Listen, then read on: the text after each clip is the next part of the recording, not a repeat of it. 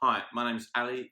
I run the resource, and I'm sat with my lovely wife Lisa, and we just want to chat to you about something new that we're bringing. It's called Resource, and it's a devotional It's not resource. called resource. It's called Journey. Oh yeah, it's called Journey by the Resource, and it's a devotional resource that's aimed at families to help create space to enable families to journey together and explore faith, but particularly for families with kids that are in those lovely teenage years that we are enjoying ourselves at the minute. So, in thinking about putting it together, one of the verses that came to mind was from Proverbs: "The train a child in the way they should go." And I think sometimes that verse can make it sound like we're the trainers, we have the stuff that you need to know, and we're going to tell you it, and then you go.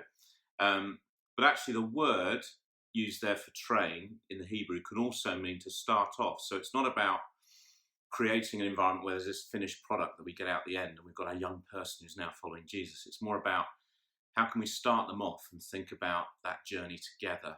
And that changes over time, and it's not about the destination, it's about that journey. And that verse sometimes misinterpreted. So we just want to have a think about how that shapes the way that we do our time together as we are thinking about this resource.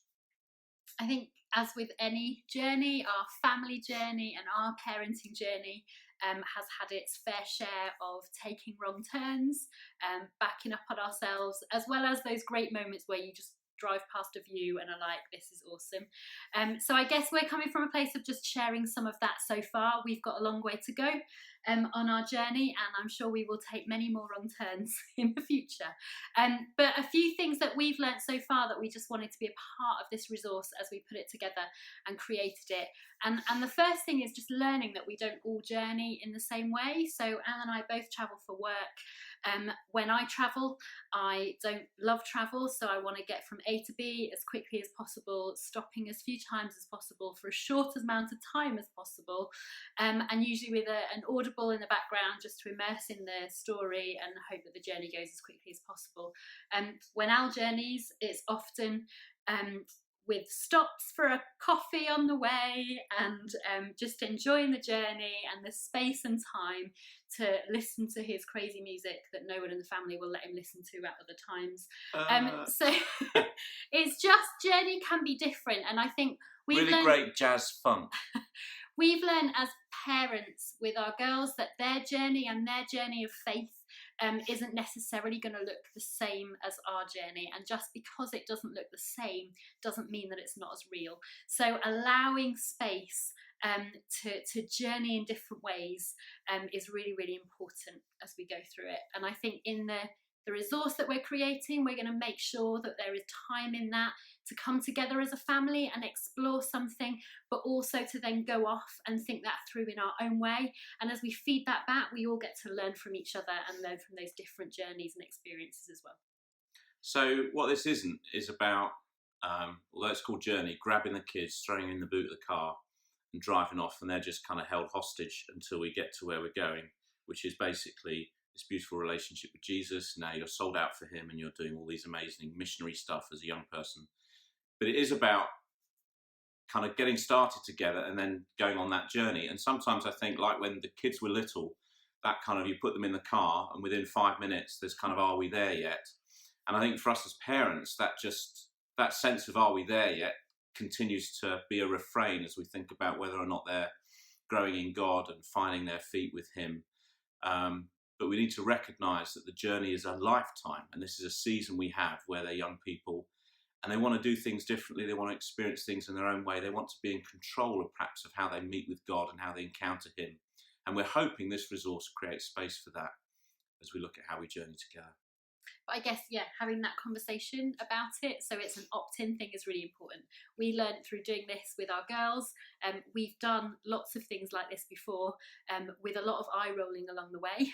And in trying to create something different, we started at a place of what do you think? and we're amazed at the feedback that they gave of this is what we like, this is what we don't like. It'd be great if it was short. We don't want to spend 50 minutes while you give us another life lesson, eye roll. So just kind of not hijacking them, but journeying together and all buying in is really important.